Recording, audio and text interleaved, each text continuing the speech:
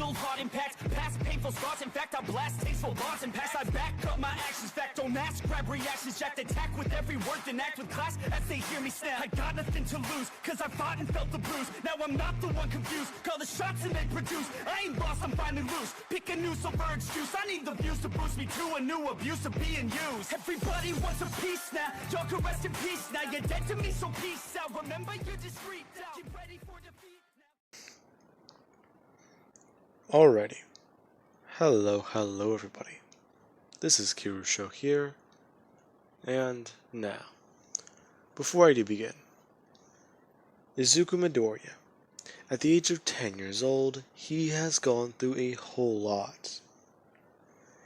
He has killed the man who raised him in a fight, after that very man told him that he was a monster and a bad omen, and that he was sick. Now, with that being said, he was chased away from his camp, and nearly killed. However, after falling into a river, he washed up on shore somewhere downstream, in the cold of night. Now, with that being said, we do have the next morning, where Izuku Midoriya wakes up, and, surprisingly, he finds himself in another bed, confused as to where he is. Before, he does at least try and lean up, finding that his body is sweaty and he has more bandages covering his arms. As, the very moment that he's able to get to his feet, he falls out of the bed, and hits the ground hard. This being where somebody does come running in. Now, with that, this is whenever this lady, she comes running in and helps Midoriya back up to his feet. Midoriya quite surprised. Him immediately looking at her and almost just throwing her away. Now, the moment that she makes eye contact with Midoriya, she sees the fear in this young boy's eyes, as she explains to him to simply just calm down, and that he shouldn't be out of bed yet. His injuries are still far too great, along with his fever. Who the hell are you? Don't worry about it. Listen, you're safe here. It's okay.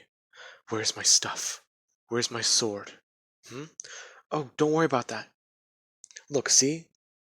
The lady pointing behind the door, saying that his stuff is secure. However, she's not too sure why he wants his clothes. There are tons of holes in them, and that from what she can tell, the boy's had quite a lot of beatings, hasn't he? That's none of your concern. Yes, it is. Listen, we will get you a new change of clothes.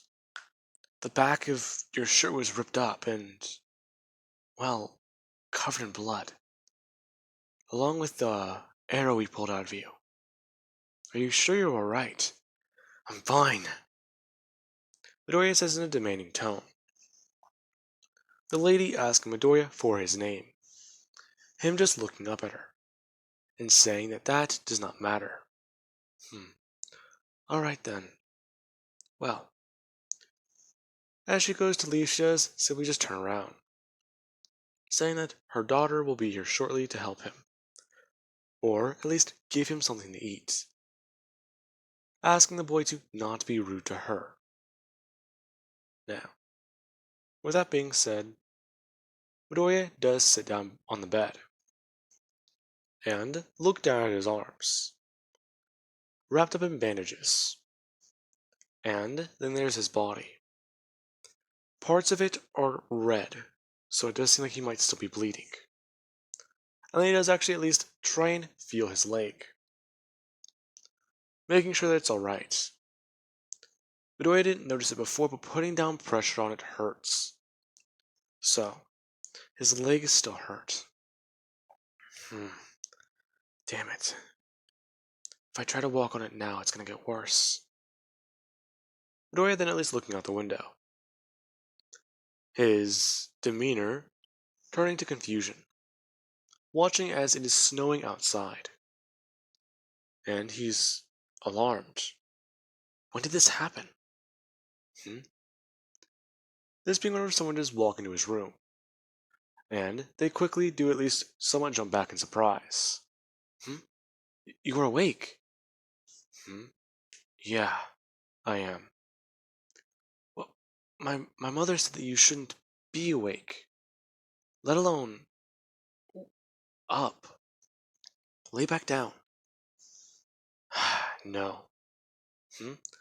But we're just trying to help you. The last people who helped me. Never mind. Hmm.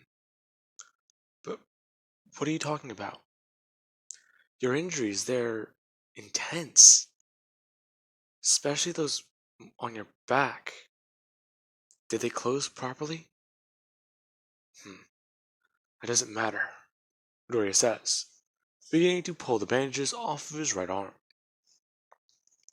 This person then at least trying to stop Midoriya, explaining that she can help him, and to let her change his bandages. Now, after taking off all the bandages on Midoriya's torso and his arms along with parts of his neck, she does look over at Midoriya. The arrow wound in one of his arms, the many lashes on his back, and the cuts and scrapes he got while he was going down the river. Helping him by explaining that they live a simple life here. Hmm? Yeah, we're farmers. Hmm. Farmers? Yes. My family, we kind of seclude ourselves. Huh. Why is that? Is the devil here? Hmm? What? Hmm. You know what I mean. Oh, no, none of us possess demonic power. Huh. That's a surprise. The people who did this to me, they thought I was one of them. Hmm? What are you talking about? I don't really know any of it. What day is it? How long have I been out? Hmm? Oh, roughly about 3 days? That long? Hmm. When did the weather change? Oh, that. Actually, you got quite lucky. Whenever, well, Mother was out hunting, trying to gather some things, right before the storm set in, she found you. Though, I guess lucky wouldn't be the right word. Sorry. Hmm. It's fine. It's just, I've been through a lot. My dad just died.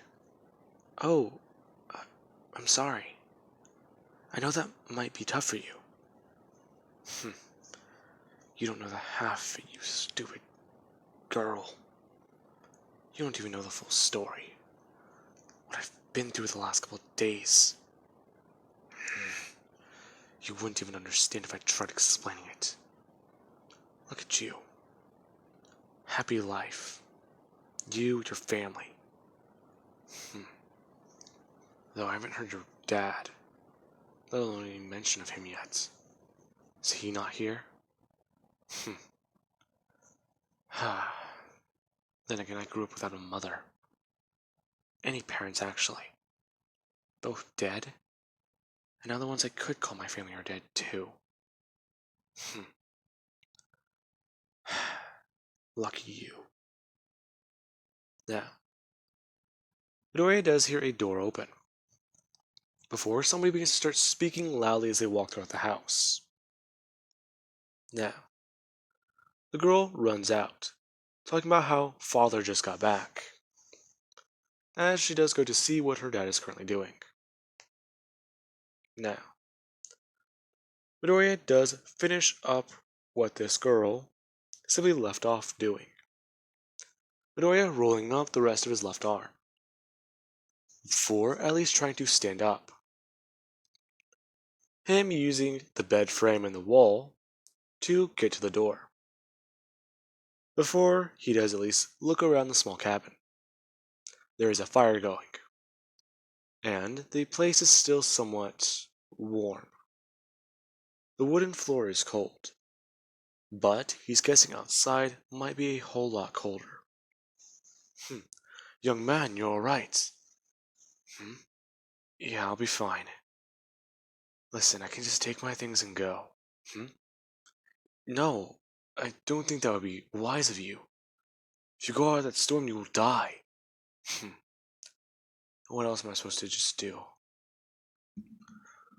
Listen, I need to go. I need to find some place to go. Just stay here. No. Why is that? Are you running from somebody? Are people chasing after you? I said don't look into it. But young man, you can't just arrive bloody at the end of a river. Just expect us to. I said shut up! Midoriya snaps back loudly, saying that they don't know the first thing about him. He's a complete stranger to them. Why are they being so goddamn nice? Midoriya shouting that if he wants to go out into a snowstorm and die, to just let him. They shouldn't even care about him. He is a warrior, he is a fighter, and that is what he can do. Now, Midoriya turns back around, trying to head back into his room and get dressed. As Midoriya is getting dressed, he does try to grab his sword and supplies. Midoriya barely making it to the door before he does collapse from exhaustion once more. And his fever does start to rise once again. Now, Midoriya passes out, and he simply does just lie in the bed. Now, as that does happen, there is the middle of the night, whenever Midoriya is awakened. Midoriya quite confused, as he does find that there is a rag on his head, or something slightly wet, with cold water. Freezing, in fact. And Midoriya does at least reach up and grab it, before pulling it off and looking around the room. Completely dark everywhere, except for the moonlight and a small candle lit on the dresser. Midoriya then at least turning his head outside, and looking out into the wilderness. He believes that the snow is still falling, and that it's going to be doing that for a very long while. Damn it. So I'm stuck here with these people. And again, damn it. I couldn't even make it to the door. I'm too weak, I'm too weak, I'm too weak. Midoriya is screaming at himself internally and grinding his teeth. However, something catches his attention. He hears what seems to be a sound outside with the wind, and his eyes immediately dart back to the window, as he can see it, somewhere beyond the woods, behind a tree. There lies something moving. If you didn't look at it correctly, you would mistake it for a branch being blown in the wind. However, it is nothing more than a giant lengthy hand, with long claw-like fingers, as they wrap around the tree. And something lengthy looks out from behind it, and moves quickly. Midoriya watching it. The very moment that he blinked, the thing moved so fast. Midoriya couldn't even believe it. The very moment he blinked, it went from being on the tree line to right at his very window. And if that wasn't bad enough, the way it looked whenever he looked at it outside, it was hanging on the wall, right there outside of his window, staring at him. Midoriya was frozen in fear. This monster, this demon, what is that thing? Dear God. Midoriya just watching as this thing brings its hand downwards and presses its claws against the glass before slowly moving its hand upwards. And Midoriya just watching it as the very moment that Midoriya blinks once again, it disappears. And Midoriya looks. He can't see it in the tree line. He can't see it anywhere. Where'd that damn thing go? Midoriya going to get out of his bed and at least try to warn everyone. Midoriya jumping out of his bed and knocking a bunch of stuff over as he gets onto his feet, going for his sword immediately as somebody does try to burst into his room. Now, Midoriya grabs his sword before quickly throwing himself backwards and bringing it up, as his door flies open, revealing the woman and her daughter, as they ask Midoriya if he's alright. There's a monster outside. What are you talking about, young man? My name is Guts. Just call me that. Guts? Okay, this is my daughter Mina. And, well, my name. I don't have a name for this character. Just imagine something starting with an M, I don't know. Now, the lady introduces herself, explaining to Midoriya and trying to calm him down that he's hallucinating. What? What are you talking about? Midoriya turning back towards the window. And there he sees it once again. It with its claws against the window. It's right there! What are you talking about, young man? The woman looking at the window, and Midoriya doing so once again. However, he doesn't see it this time. There's nothing there. Listen, you're just exhausted. And I don't know what you've been going through, but you need to rest. Listen, if you just keep getting up on your feet and trying to leave and do all this stuff, you're going to die. Is that a threat? No, it's a warning.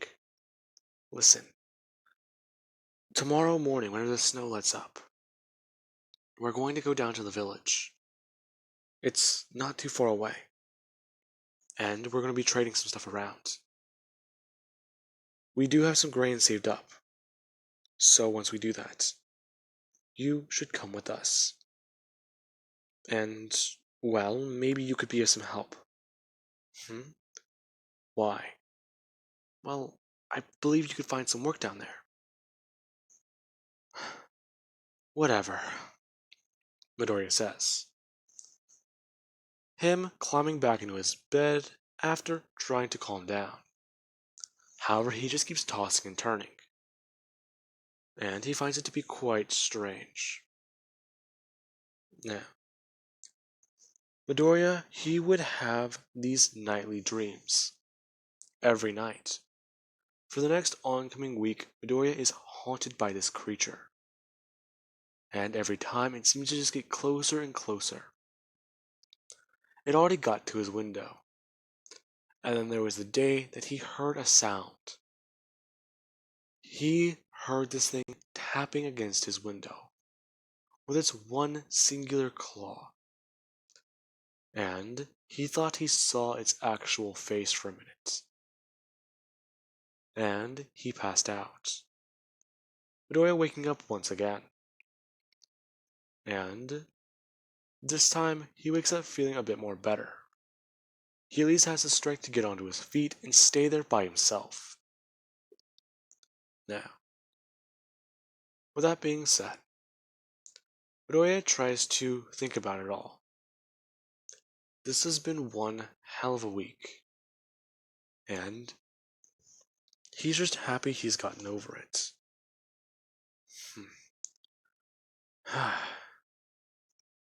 If I really was hallucinating, what the hell was that thing? Midoriya says, looking out of his window in the daylight. And Midoriya, he notices something whenever he does look up into his left, and it nearly makes his blood run cold as he reaches outwards and puts his hand on the glass, running it over to see scratch marks. Now, Midoriya is left wondering if those were really hallucinations, or if that monster was real. Now, with that being said, I do hope you guys enjoyed, and have an amazing night. I'll catch you guys in the next part.